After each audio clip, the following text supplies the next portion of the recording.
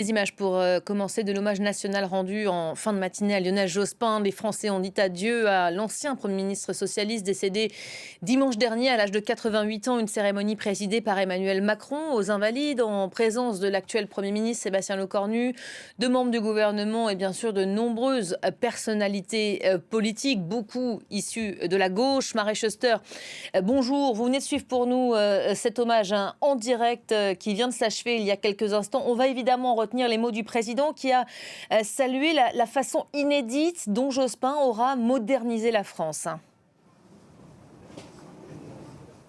Oui, tout à fait. Cette cérémonie d'hommage national qui a pris fin il y a à peine quelques minutes en présence de quelques 400 convives. Du côté de la famille, eh bien, on a pu voir ses proches, ses amis et ceux qui ont fait partie des membres de ce gouvernement de gauche pluriel qu'il avait instauré suite aux législatives de 1997, parmi lesquels eh bien, Martine Aubry, mais également des proches comme François Hollande qui a préféré rejoindre les rangs de la famille pour assister à cet hommage national. Et effectivement, au terme de cette cérémonie sobre, eh bien, Emmanuel Macron a également prononcé un éloge funèbre très sobre, rappelant longuement ce parcours au sein de cette gauche plurielle. D'abord en tant que premier secrétaire du Parti socialiste et puis en tant que Premier ministre où il a su mener un gouvernement de gauche alliant socialistes, les Verts, mais également le Parti communiste français. D'ailleurs, on a pu voir dans les rangs de la famille Robert Hue qui avait fait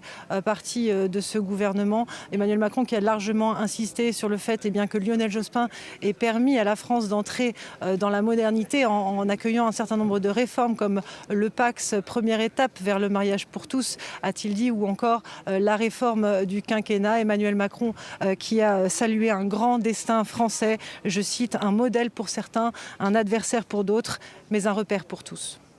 Merci beaucoup Marie Schuster, vous qui nous avez fait vivre cet hommage national en direct.